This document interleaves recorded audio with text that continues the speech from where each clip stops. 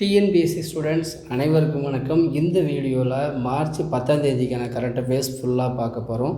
வீடியோவை ஃபுல்லாக பாருங்கள். டிஸ்கிரிப்ஷன் பாக்ஸில் பிடிஎஃப் இருக்குது, அதை டவுன்லோட் பண்ணி படித்து பாருங்கள். அதுக்கப்புறமா கொஸ்டின்ஸ் வந்து கூகுள் ஃபார்ம் டைப்பில் இருக்குது, மல்டிபிள் சாய்ஸ் கொஸ்டின் டைப்பில் இருக்குது.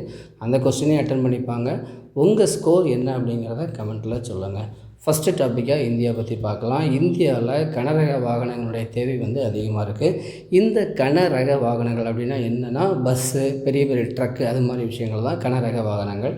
இப்போது இதுக்கான ஃபியூவலாக வந்து டீசலை தான் யூஸ் பண்ணிகிட்ருக்கோம். இது ரொம்ப எக்ஸ்பென்சிவ், ப்ளஸ்ஸு இது வந்து பொல்யூஷனை வந்து அதிகம் க்ரியேட் பண்ணக்கூடியது. அதுக்கு மாற்றாக வந்து ஹைட்ரஜன் ஃபியூவலை வந்து யூஸ் பண்ணலாம் அப்படின்னு சொல்லி ஃபஸ்ட் டைமாக ஒரு சோதனை ஓட்டத்தை வந்து கொண்டு வந்திருக்காங்க டாட்டா நிறுவனம். டாட்டா நிறுவனம் வந்து ஆட்டோமொபைல் இண்டஸ்ட்ரியில் ரொம்ப அட்வான்ஸாகவே இருக்காங்க. அடுத்த டாப்பிக்கு இந்தியாவை பற்றி தான் பார்க்க போகிறோம். ஒரு கண்காட்சி விவித் கா அம்ரித் மகாத்சவ் அப்படிங்கக்கூடிய ஒரு எக்ஸிபிஷன் வந்து புதுடெல்லி ராஷ்டிரபதி பவனில் வந்து நடந்துச்சு.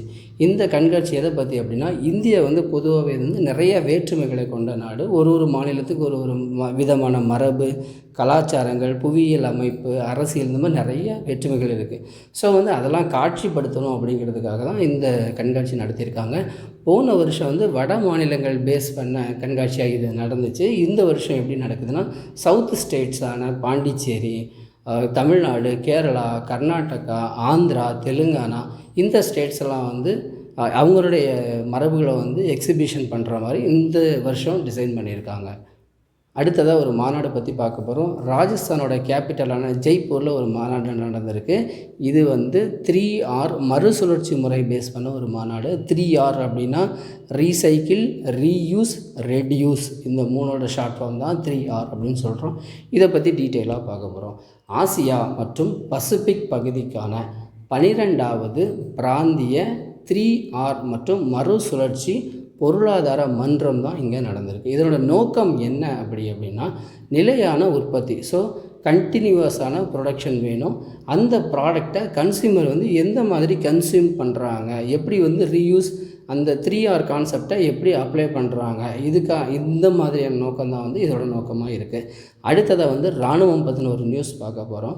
இப்போ வந்து இந்திய மிலிட்ரி வந்து D-72 கனரக பீரங்கிகளை வந்து யூஸ் பண்ணிகிட்ருக்காங்க. இந்த பீரங்கியோட பவர் வந்து 780 HP. இப்போ இந்த 780 HPக்கு பதிலாக 1000 HP உள்ள இன்ஜின்ஸை வந்து அவங்க யூஸ் பண்ணணும் அப்படின்னு சொல்லி ரஷ்யா கூட ஒரு அக்ரிமெண்ட் போட்டிருக்காங்க. 2156 கோடிக்கு இந்த அக்ரிமெண்ட் நடந்திருக்கு. எந்த கம்பெனி கூட அப்படின்னா ரோசோபோரான் அப்படிங்கக்கூடிய ஒரு கம்பெனி கூட தான் இந்த அக்ரிமெண்ட் வந்து நடந்திருக்கு. அடுத்ததாக நம்ம ஒரு விருது தான் பார்க்க போகிறோம். 2024ஆம் ஆண்டிற்கான சிறந்த தமிழ் மொழிபெயர்ப்புக்கான சாகித்ய அகாடமி விருது. இந்த விருதை வாங்குறவங்க விமலா அவர்கள். இவங்க மலையாளத்தில் நளினி அவர்கள் எழுதின எண்டே ஆண்கள் அப்படிங்கக்கூடிய புக்கை தமிழில் மொழிபெயர்த்திருக்காங்க. அதுக்காக தான் இவங்க இந்த அவார்டை வாங்குகிறாங்க. இன்றைக்கான கரண்ட் அஃபேர்ஸ் இதோட முடியுது. நாளைக்கான கரண்ட் அஃபேர்ஸோடு நான் உங்களை வந்து மீட் பண்ணுறேன். தேங்க்யூ. கொஸ்டின்ஸை வந்து மறக்காமல் போட்டு பாருங்கள். ஏன்னா கரண்ட் அஃபேர்ஸ் நமக்கு மறக்கக்கூடாது அப்படின்னா அதுக்கு ஒரே வழி கொஸ்டின்ஸ் மட்டும்தான். தேங்க்யூ.